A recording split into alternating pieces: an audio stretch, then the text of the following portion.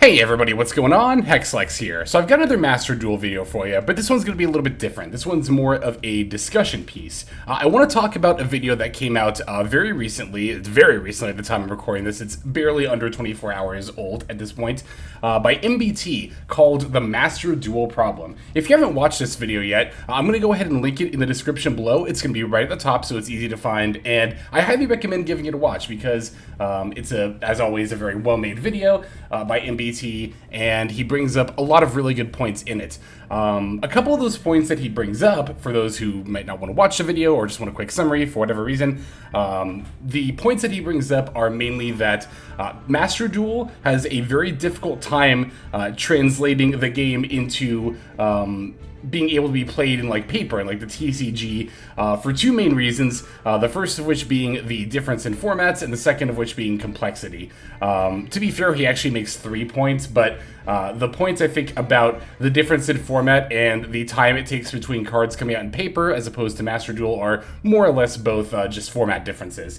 And I think he's right on both fronts. I wanted to offer some perspective on not only the points that he made, but also a couple of points that weren't brought up in the video. As somebody who plays Master Duel exclusively and has, for pretty much the entire time Master Duel has been out, I wanted to offer some of my insight as to why players like myself play Master Duel but not the TCG. To give a little bit of background on where I'm kind of coming from on this, I did play the TCG for quite a long time actually. I picked it up when I was a kid, when the game came over to the US back in, what was it, 2003 I think for us, 2002, 2003. I played right around the time Pharaoh's Servant came out, because I remember Labyrinth of Nightmare being a new set. So I played from that time until 2016. It was around the time of Master Duel 4 coming into the game where I quit Yu-Gi-Oh! That was actually one of the main factors that made me want to quit. Then in 2021, when Master Duel came out, I came back into the game, picked it back up competitively again, and started going from there. I did play competitively in the TCG from about 2007, I would say, to 2016. I attended Nationals every single one of those years, would play very regularly in Regionals and YCSs. I never did top a YCS or Nationals, so I wasn't like a pro or anything, but I did play the game competitively. So I do have an insight as far as what it is like to play the TCG, just not post-2016.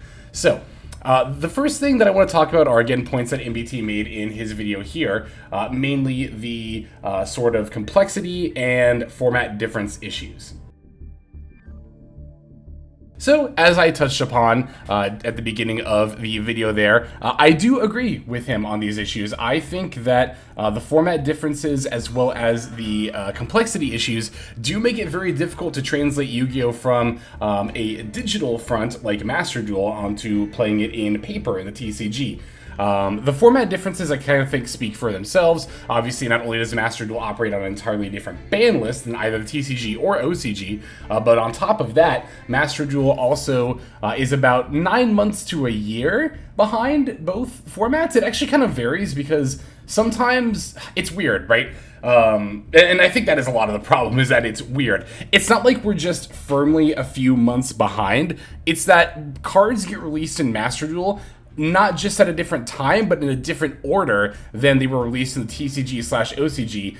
For example, when Goaty and Assault Synchron came out, the OCG did not played with Goaty yet. Goaty was not part of it, and I don't think even now is still part of the OCG. They do not have that archetype in paper, but they get to play it in Master Duel. Similarly, Assault Synchron, which has now come out of the TCG, but at the time of its release on Master Duel, had not yet been released in the TCG. So that was a card that people were playing with for the first time. A lot of people were anyway, and yeah, I think that's a little bit whack, honestly. There really doesn't seem to be much of a reason at this point in time. It made a little more sense when the game very first came out, but at this point in time, I don't understand why our card pools have to be so widely different. It makes not only translating, playing yourself from the Master Duel to the TCG, but it makes it even difficult to talk to people who play the TCG as someone who plays exclusively Master Duel. There are so many times I'll be having like a conversation with some Yu-Gi-Oh! Friends online, and I'll have no idea what they're talking about, and then I realize, oh wait, this is the TCG. And then it's like, oh, I guess I don't really get to be a part of this conversation. So it's like, I don't think it's inherently a bad thing that the formats are different. different. I just think that it does make for a difficult experience to, again, move from one format to the other, from Master Duel, which is supposed to be the main accessible point for Yu-Gi-Oh! To the TCG. Another thing that I do think is a bit of an issue in terms of complexity, I 100% agree with that, and I know what you're probably thinking. Lex, you said you played competitively in the past, and you definitely play competitively now. How is Yu-Gi-Oh! Too complex for somebody like you? Let me answer your question with another question. How many times, while playing Master Duel, have you thought of a line in your head, but then gone to play it and realized, oh, wait a second, I actually don't have the ability to do this, and I'm not sure why. I either can't play this card, or I can't attack with this monster, and then you have to scroll through all those different effects that you played, only to pinpoint one and figure out, oh, this thing I did like 5 minutes ago, that's why I can't do this. And that's even if you find the effect. This is an experience that I have, I wouldn't say like regularly, but it's not uncommon for me to be making a play, and then all of a sudden realize I can't do it. And every time it happens, I can't help but think, like, would I have caught this if I was playing paper? Would my opponent have caught this? And I think that is a very much added stressor to even people who already know how to play the game at a competitive level, is that on top of having to keep in mind everything you have to as far as your combo line and stuff goes, you also, on top of that, have to be watching all these little conditions that your and your opponent's cards do, because you don't want to miss your opponent's trigger lest they start doing something, knowingly or not, that they're not supposed to be doing. I think that is like a huge problem with current Yu-Gi-Oh! Card design.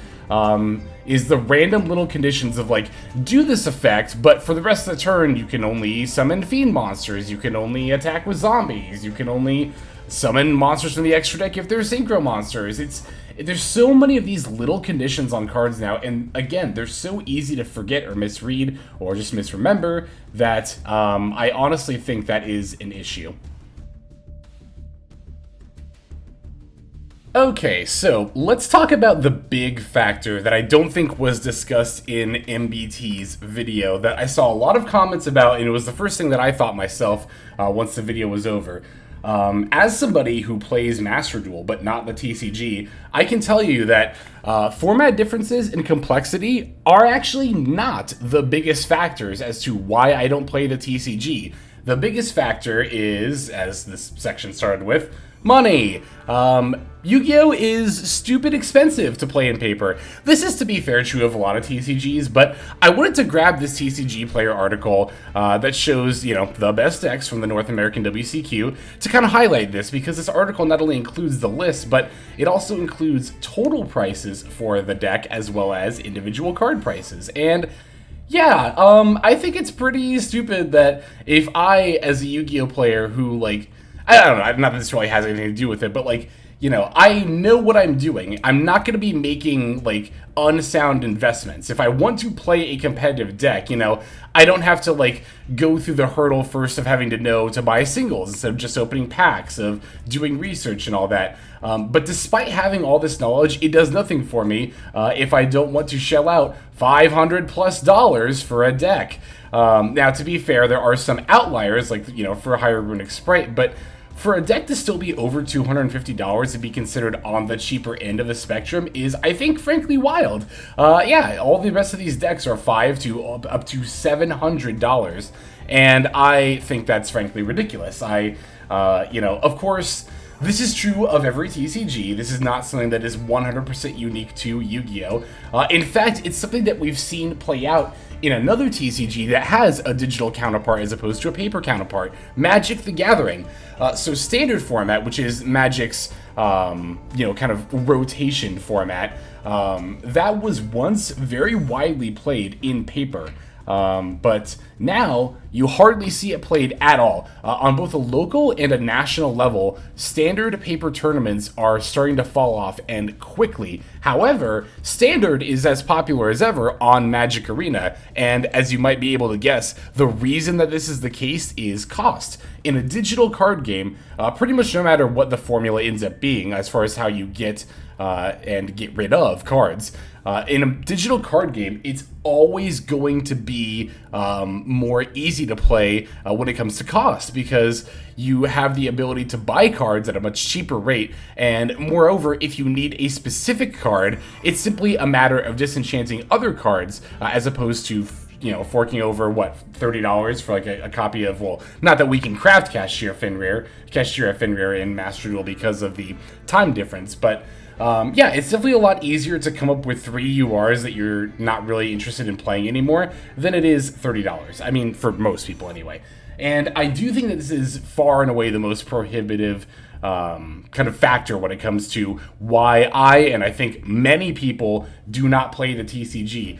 Again, just like looking at these prices, and these are not like, it says 3 Cashier Fenrir, but I believe this price is per individual copy, and not, for all 3. Yeah, it's $30 for 1 Cashier Fenrir. Now, here's the thing. A lot of people will probably say something to the effect of like, yes, Yu-Gi-Oh! Can be expensive, but once you get the staples, then it becomes more accessible. And I'm sorry, but that's just not true. Not if you want to keep up with the meta, which is something that a lot of people who play competitively, like myself, really like to do. When I played Yu-Gi-Oh! Competitively, I've talked about this a lot in videos actually before. When I did play Yu-Gi-Oh! Competitively in paper, in TCG, I was pretty much exclusively a stun player. I would often play stun decks that would, lock down the opponent. Like in Dragon Road format, for example, I was on Evil Swarms for a long time. When Dark Law came out, I was on Heroes. I was on Hero B even before Dark Law came out, so on and so forth. The reason that I would pretty much exclusively play these decks is not because I wanted to, necessarily, or that they were the ideal decks that I would play in that format, but because they were often cheaper, and also because those kind of decks are weaker, they tend not to get as hard by the ban list and can survive multiple hits, and they're easier to adjust for each individual format as a result. So in that regard, I think that Master Duel allows for a lot more exploration as far as like what kind of decks you would like to play. It's so much easier to pick up a new deck in Master Duel than it is in TCG. And even if you have all those staples, again, if you want to keep up with the meta and or play multiple meta decks, you're still needing to shell out $30 a piece for Fenrirs, $20 a piece for Wraiths, Wraithsoth, the Kashtira's basically equivalent of Primeval Planet that the Tearlaments have. I mean, on top of that, we move on to Labyrinth. Okay, if you want to play Labyrinth, you got to pick up Ariana's at $20 a piece, Lady Labyrinth at $20 a piece.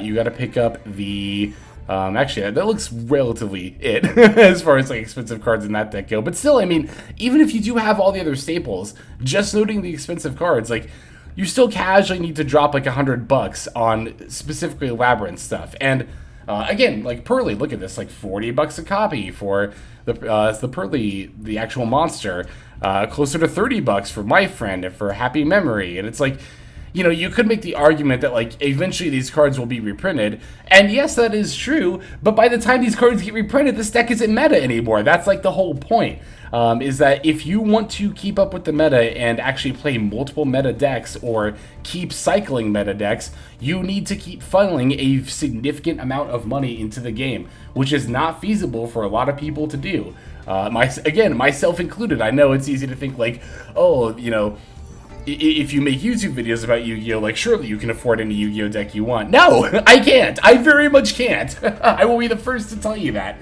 Definitely not any TCG deck that I want. That's definitely for sure. But I think even beyond cost, there is another overall kind of general factor that comes into play here that I want to talk about as well.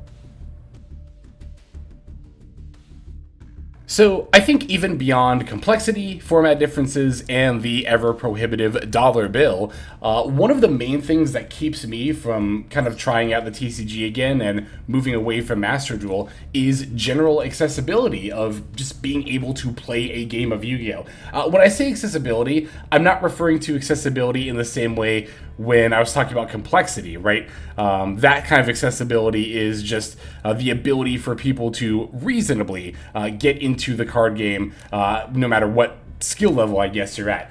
When I say accessibility, I'm talking about how easy it is to actually play a game, a competitive game. And I think this is more of a digital card game versus TCG, like physical paper card game thing for me. This is something I noticed back when I started playing Hearthstone and Runeterra, which was about the time I stopped playing the Yu-Gi-Oh! TCG.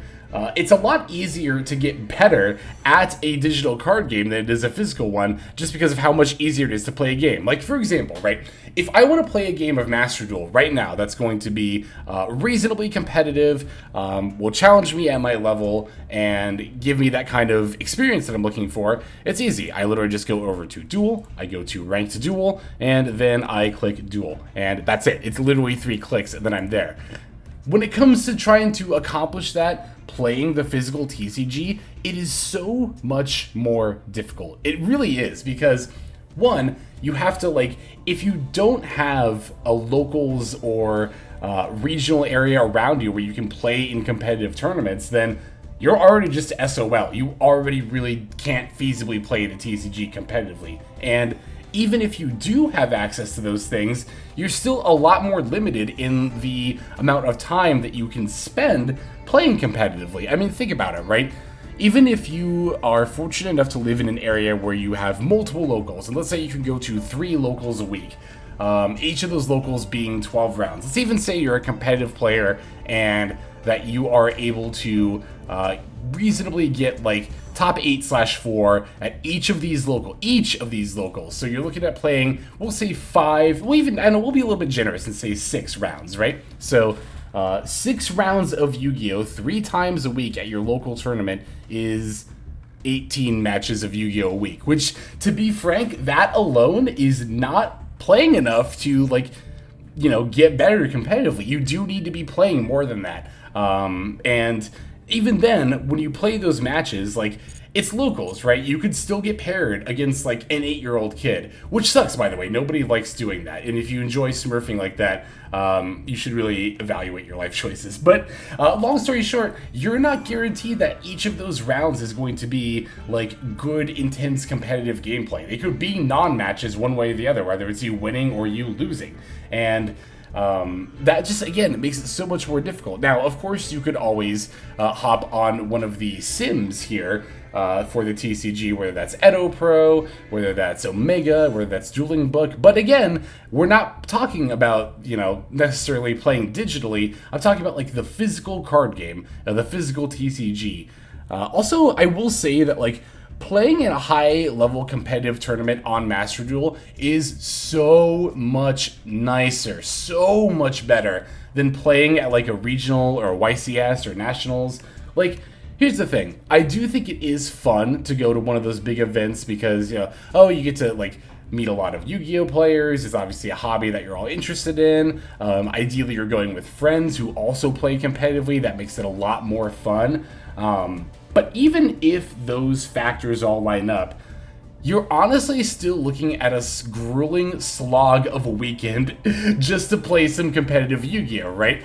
Between having to wait between rounds and having to, like, find your match pairings, and it's just, like, it's a hassle. It really is. I personally much prefer being able to play tournaments from the comfort of my own home. I can get up and go to the bathroom whenever I want. I can get something to eat or drink whenever I want. I'm not limited by these factors. I don't have to try to memorize a 20-step combo while I'm crammed between 2 sweaty and smelly nerds who are, like, overextending into my table space. You know what I mean? It's these factors are not only, like, a much less enjoyable experience, but they also make it more difficult to actually play competitively. Not for everybody. I understand that there are a lot of people who can not only manage in environments like that, but even thrive in it. I'm very much not one of those people. I definitely enjoy more competitive success on Master Duel than I did in the TCG, I think because of how much more, what's the word I'm looking for? How much more acclimated I am to the environment I play in Master Duel. It's my own personal space. Like, of course I'm going to be a lot more comfortable. And of course, you know, when you play at locals over enough time, you get more and more comfortable there. But I maintain that I will never be comfortable playing at any given YCS table, not fully anyway, and that will absolutely affect my gameplay. Now, you could call that a skill issue if you wanted to, and I guess to some degree it is, to be totally honest, but I just think that when you have a digital frontier, kind of like Master Duel, you're giving most people, for the most part, a relatively even playing field. Now, I know that depending on where you live in the world or what kind of device you're playing on, you might have like connectivity issues, and that might make it more difficult. But in the long run, when it comes to just being able to play a number of competitive games in a way that you can comfortably play them in, you're always going to have an easier and better time doing that on Master Duel than you ever will in the TCG. So those are pretty much all the main points that I wanted to touch on. I hope you all got something out of this video. I don't usually do videos like this, mostly because I don't really feel, to be totally honest, 100% confident in my ability to have like discussion points like this. But this is one that, again, I thought that I could offer a pretty unique perspective on. I am somebody who only plays Master Duel and not the TCG anymore, even though I am very competitively minded. So I wanted to offer my own insight on this topic. But thank you all for sticking out and watching all the way to the very end. That's, especially for a video like this, that actually does genuinely mean a whole lot to me. So thank you all very much. Let's just go ahead and move now to our outro.